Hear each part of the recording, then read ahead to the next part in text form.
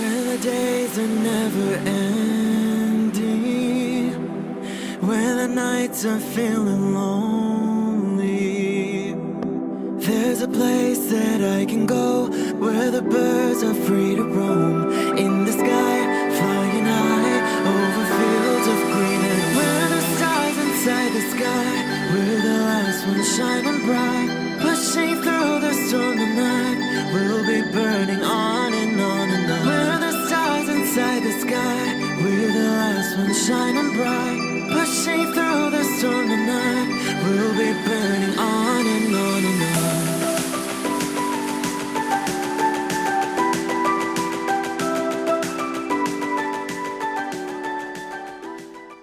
Hello Taurus, this is Inspire 2016 with your weekly tarot reading for the week commencing the 28th of November until the 4th of December 2016.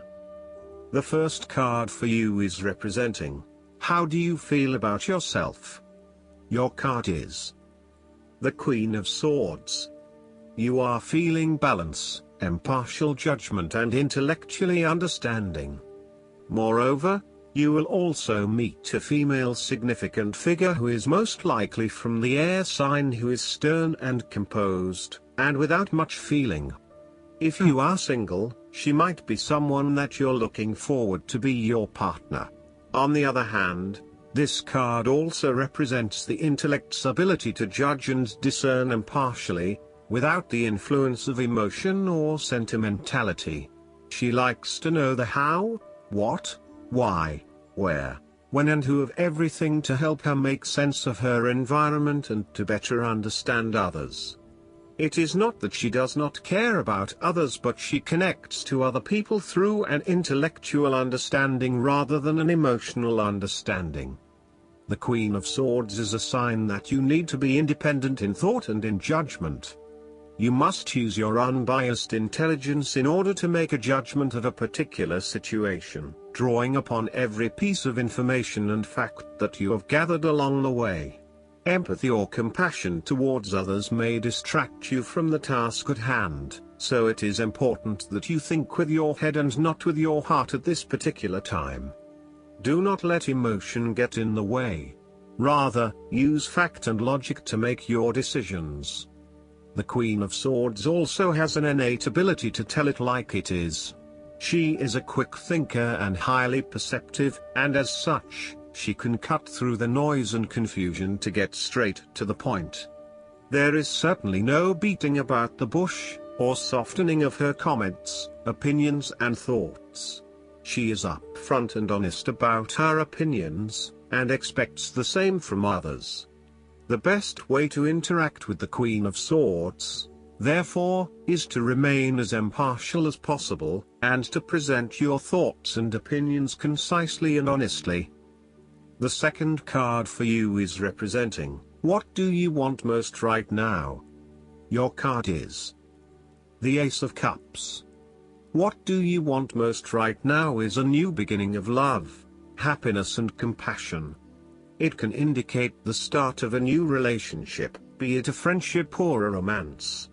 This is one of those relationships where you feel happy and you are so pleased to have met someone with whom you can share a special connection. The water in the card reflects the flow of emotion, and thus the Ace of Cups suggests that positive emotion and energy will be created between two people in a way that leaves you feeling good about yourself and life in general. You need to experience the feeling of new love or of giving and receiving unconditional love. Give and accept love on a new level and open your heart to what is around you. Your loving ways will magnetize love to you. This card often means that love is the essence of the situation. It may or may not be romantic love. Look for ways in which you can begin to connect with others. Do you have someone to forgive? Or do you want to ask for forgiveness? Can you set aside your anger and find peace? Would you like to drop your reserve and let your feelings show? This is a peaceful time in your life, so use it and make peace with friends or yourself.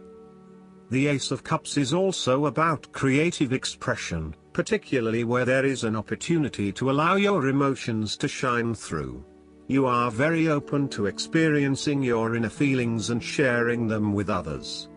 You may be inspired to start a new creative project, take up an art class or two, or even engage in interpretative dance. You are at that point in your life where you feel comfortable with who you are and what you feel, and you are not afraid to express that part of yourself to others.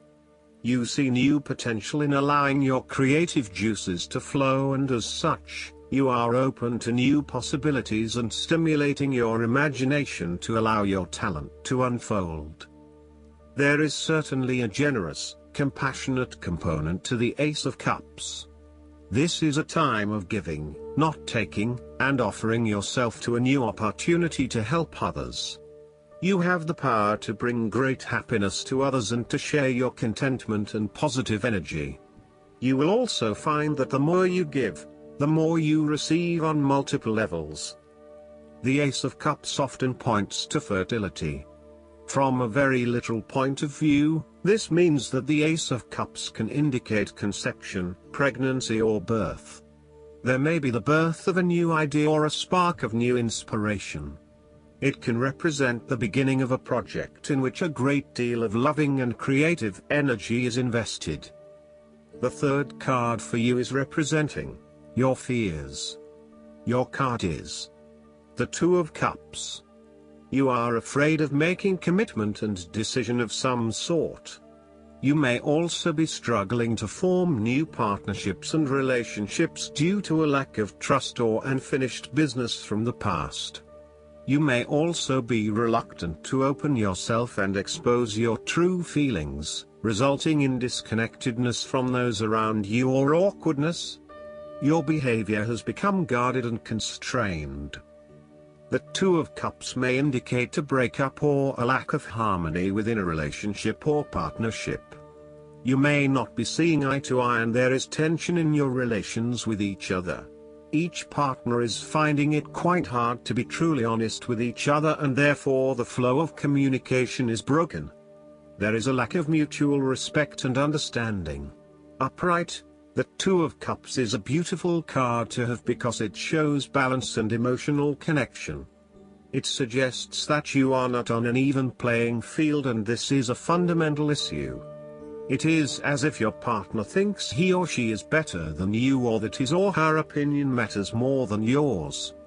Even if a relationship is going great guns, the Two of Cups may be a sign that the relationship is more physical than heartfelt. It may be a fleeting affair rather than something more meaningful. The fourth card for you is representing what is going for you. Your card is the Six of Pentacles. You have accumulated great wealth and are now in a position where you can offer financial assistance to those in need. Now that you have lived through the darkness long enough to see the inner light, it is time to help others who are not so fortunate. Consider giving to charity or reaching out a helping hand to someone who needs your support. The generosity of the Six does not limit itself to money and material things. Giving of your time or your wisdom is often just as spiritually fulfilling as giving away money or gifts, and the intangible gift of your presence is received just as well, if not better. You may also be inclined to make a loan to someone, on the premise that they will eventually pay you back once they are back on their feet. This is a loan built on trust and good faith, knowing that if you give something away, it will come back to you. Remember, though, that this is more about a short-term fix and not a sustainable solution towards self-sufficiency. So, think about how you can financially support your family or friends in a way that encourages them to stand on their own 2 feet eventually. If you are the beggars in the Six of Pentacles, then you may be the recipient of someone else's charitable activities. This will help you to get back on your feet and to eventually repay the charitable organization or individual, either with your time or your restored wealth. You will also need to identify ways in which you can become more self-sufficient in the long run. The risk of accepting charity is that you become dependent on it and cannot look after yourself. Be mindful that you are not becoming submissive or noticeably desperate as a result of the charity that someone else is providing you. The fifth card for you is representing what is going against you. Your card is the Seven of Pentacles. Your efforts may be scattered at this time and you are starting to question whether or not you are investing in the right areas. You may be outlaying some initial money on things that will not actually deliver results. So, the opportunity here is to examine your current and planned investments, both financial and time, and make sure that you are going to see a return on those investments. Use a prioritization system to ensure that you do not waste time and money on areas that will not deliver results. Similarly, the Seven of Pentacles indicates that even though you may continue to invest a lot of energy into a specific situation, you may not reap the rewards you are looking for. As such, this card calls on you to prioritize your activities very carefully. You need to do a cost-benefit analysis on the major tasks involved to bring your project to fruition, as there are certainly a number of tasks that are currently taking a lot of your time and energy but are not bearing the rewards you are seeking. Take stock of what you still need to do and focus only on those things that will get you to where you want to be. You may find that there are a lot of things that you get involved in that are just not value add. For example, email and meetings are huge time wasters if not used effectively. Try to get down to the 20% of tasks that deliver 80% of the value, and focus on these, rather than investing your time in tasks that do not deliver any results. As a key strength, the Seven of Pentacles can indicate that you know when to stop investing in something when you are seeing little return. Some people are inclined to keep persevering at something, even if it is not working out, just because they have already invested a lot of time, energy or money into it. However, you are very good at identifying when a situation is no longer delivering you any value and knowing when to pack it in and try something else. In a relationship reading, the Seven of Pentacles indicates that you have been working very hard on laying the foundations for your relationship, but now, for some reason, you are concerned that you are going to lose all of that. You may also be feeling frustrated that the relationship is not progressing or growing as quickly as you had hoped, particularly given that you have put in so much time and energy. Sometimes you can pour your heart and soul into something, but it does not always mean that there will be results. You may come to the realization that it just is not worth your time, and no matter how much you try, the relationship is going to continue to hit roadblocks. The last card for you is representing the likely outcome that you may have. Your card is the Queen of Wands. You have to be bold and courageous in your undertakings and actions. Your creative energies are high and you have a good sense of your life direction. You are highly optimistic, confident and full of ideas that you are ready to implement and share with others. You have an ability to express your passions with great authenticity and courage. The Queen of Wands is a natural extrovert and enjoys being the center of attention.